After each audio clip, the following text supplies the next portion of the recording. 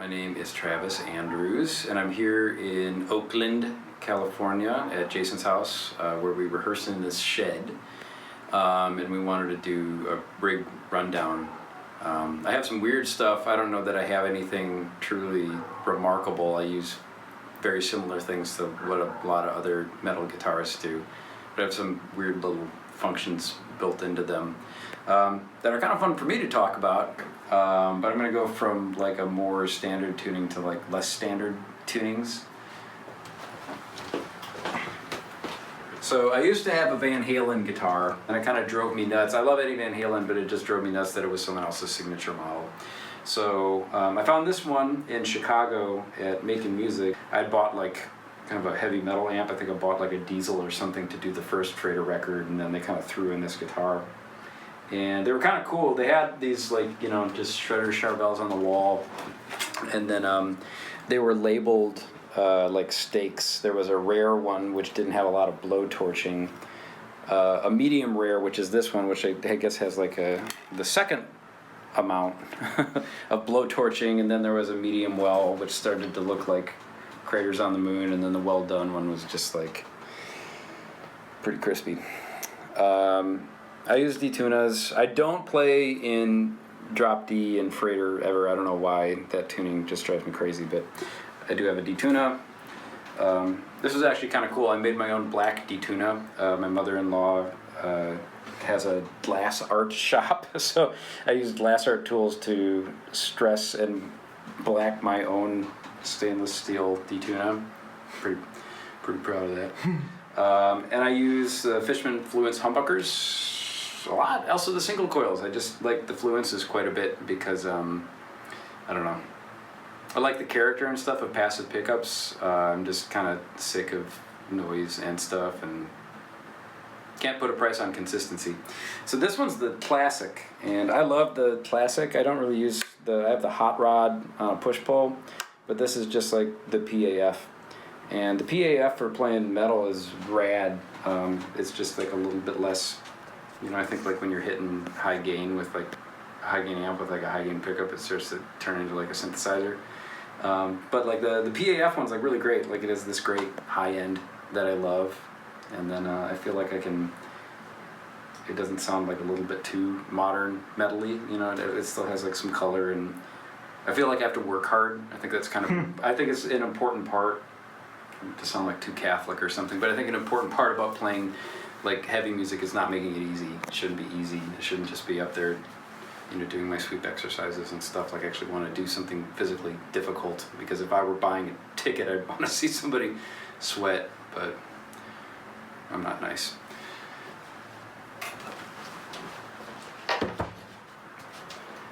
This one I love. So my dad is an artist, and he made me this Bear guitar, and I love my Bear guitar. And it's kind of functionally exactly the same thing as that Charvel. It was an eBay body. It was just this kind of ridiculously heavy mahogany eBay body that a luthier that Jason, who's filming this and also bassist in the band, uses in now New Hampshire, right? Chris Stambaugh made a neck, and we put it on the eBay body, and it's pretty cool. I mean, it's heavier than hell. I mean, it's heavier than it should be, but it sounds good. Big block of wood. There's a happy bear on the back. I quite like the happy bear. So that's my secret. When it's like resting against my sweating stomach when we're screaming in this shack, it brings me joy to know that there's a smiling bear against my distended navel. But it's a nice neck that Chris made. I don't take it for granted. I have all my guitars done by Gary Brower in San Francisco, because he just puts up with my nonsense when I ask him to do weird stuff. But this one is cool. Like I use drop B a lot. I love that tuning. It's just a standard tuning, but it's kind of like a 7-string. I'm missing the E, so I go from B on my lowest string to A, D, G, B, E. I love that tuning. Because it doesn't sound like I'm chugging power chords. I can just make my power chord shape and play octaves and stuff. So I can play, you know, melodies. I always think that like playing an octave, like as if it's just like kind of a reinforced melody, sounds cooler than like sliding power chords up and down. I don't think it works melodically. But I set this one up floating because like I do like to do whammy bar tricks and stuff. So like having the dive only is rad and it sounds really resonant. But I like to do the flick. And then this is a modern. I think the modern's great. Works better with a low string for me. So I use moderns if I'm like not in standard tune. Then this one is another very similar thing. My dad did this as well because my dad kicks ass. And like I know Mummy Thing is this is actually pretty cool. It does have a lot in common with Kirk Hammett's Boris Karloff guitar, but I love it that like my dad was not aware of that and did just a rad thing. And whenever my dad paints people, they always kind of look like him, so that totally looks like my dad. And then the reverse art is this big scarab beetle, which I also think rips ass. But I just love the colors on it. I kind of like cool colors. Again, the same thing. It has like the Fishman Modern, which I think is great because this thing has a totally messed up tuning. This one is dive only so that I can use the detuna. Normally this is like a drop A, but it's a slack tuning. So it's like with the detunas in, I have A, E, A, D, F sharp, B on the top. So I'm kind of like out of love with this tuning, but I've been using it since I was in high school. So when we play old songs and stuff, I'm kind of stuck with it. I just can't get any definition out of it whatsoever. However, when I pulled the detuna out, it goes down to F sharp. So I have like a poor man's 8 string, where I have a F sharp then, and then now with an E here. Then when it's like drop B tuning, but down a perfect fourth, so that like I'm making octave shapes on a low F sharp. Which is pretty cool. It's just like, I think it always sounds better like when bass is playing in octave with me, so that we'd have the option of doing that, and it would just be ridiculous to ask Jason to do this tuning. So I think it's on the way out. I still love the guitar. It is baritone scale length, like just barely.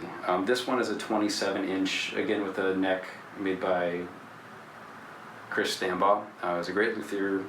The body, somehow, I got it at a swap meet. I think it was an old US Masters. I think US Masters, I don't know if they exist anymore, but they were in Madison. They were a great guitar builder, but it's a US Masters body. And I called them up and I said, hey, like I wound up with this US Masters body. Would you guys give me a neck? And they're like, actually, no, and we don't know how that body got out of the factory. And I got like paranoid and hung up quickly, but Chris made me a neck. Love it. And the piece de resistance is my 7th grade guitar. This is a RG, I believe it was a Korean-made RG 470 Ibanez that has kind of become quite worn from 1997, and it has the weirdest fret job. Other people have this fret job, but this one is mine. It is quartertonal, and Gary Brower again figured out how to do it with a plec, like a fret slotting machine in San Francisco, and he was communicating with a guy in Germany that like built the plec or services the plec, and they had to like figure out how to run the program to just do double the frets. But I love this thing. This has more in common with guitars that I use not in Freighter, where I have a Piezo bridge, because I love Piezo. I think most of the problems I run into when I'm like playing with other instruments that aren't like metal instruments is that I want full range sounds, and I love getting all the high end and low end from a Piezo and mixing that with like traditional mag stuff. So when we did the guitar, I asked Gary to do like the thickest possible fret wire. So I have this like jumbo gauge fret wire on all of like the regular frets, like the nerd speak would be 12 ET. So like my 12 equally tempered frets are gigantic, and then I have this tiny little stuff on all of my quarter tonal notes. So I got the guitar, and I got it from a Kickstarter in like 2012, and then I thought like, oh man, I'm gonna learn how to do this, and it's gonna be so badass, and I just, I got it handed to me. Like I was totally, it killed me. Like I had no idea what I was doing, and I had zero accuracy and all that. So my dad, since he paints like every guitar, helped me by giving me like cheater brown sound frets. So when I'm playing the thing and I just want to do like 12 ET notes, just like a regular guitar, I play the kind of blondie mapley ones. And then when I want to just like adjust down, I go to brown So like when I'm writing my tunes and I'm like writing out my tab to figure out how to do them, like in Sibelius, like I'll do brown tab. So instead of doing like, you know, it's crazy, right? Because we couldn't fit a fret in the 24th fret. Couldn't fit what I'm doing. So it's just like a long mandolin. So I have 47 frets on this thing. So instead of learning it as like a 47 fret instrument, to me it's just like a binary 24 fret instrument. I use EMGs just because I've had EMGs in this guitar since like the 90s. I love the 89. I really like Alnico pickups. Alnico, use shit. And then a couple of singles, which I'm not in love with. I think these are just SAs. But I have always loved like the coil tap on the 89. That I can do like a single tone in the bridge if I'm doing like some sort of surfy thing. But I just have a volume on this one. I mean, sometimes I use tone knobs and stuff, like usually when I'm messing around and trying to do like Dire Straits riffs. Like I love having a tone knob on a guitar, but these ones is just like mag volume and then piezo volume. And other than that, it's just pretty much a regular ass Ibanez. Those are all the guitars, right? Yep. I think that's like every tuning we use in Freighter. We have like the weird like quartertonal thing. We have standard drop A, drop F sharp, drop B, which is plenty. I put together a board that thing's pretty cool. I usually use like the Temple stuff just because I feel a little bit more secure using the plates on the bottom instead of Velcro. And I really like Temple's deal where it's just an adult director set. But like some of the parts are kind of expensive. I mean the boards are cheap, but like if I want to get my IEC mains plugged, anyway, still great. Love it. So on my board I just have an AX8 and it's fine. I don't have any of the new Fractal stuff. I did the record with an AX2, which is cool. Like I love doing like all the dual amp stuff, and I kind of miss some of the effects blocks and stuff, but this has been a really fun challenge, which is try to do a lot of that stuff but with like a lot less processing power. And then also like I'm usually like flying places quite often, and sometimes the money's good and sometimes the money's bad, so I want to do it cheaply. So having a flight case that I can check that's kind of bulletproof, that's neither oversized nor overweight, is really important to me. So I did that on this. This is like a Duo 28, and then I have it rigged up in a really cool way. I usually use expression pedals. On this one I can kind of add them or take them off. I have the patch bays on the side for additional outputs. And one of the things that I really love about the Fractal volume pedal is that like I can just use it as a volume pedal for expression. You know, I think maybe this is like the chamber musician in me. I think like the volume pedal is the most important thing on my board.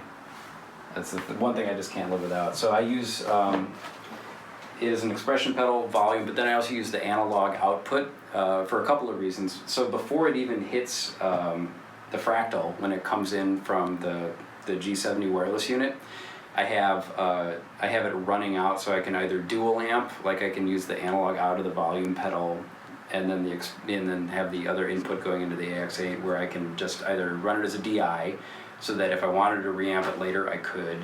I can also use it just kind of as like a DI signal, because sometimes when you're really crunching and playing hard, it's nice to have just like a direct, like kind of Prince sounding guitar tone to cut through, which I guess is kind of a Dillinger Escape Plan trick.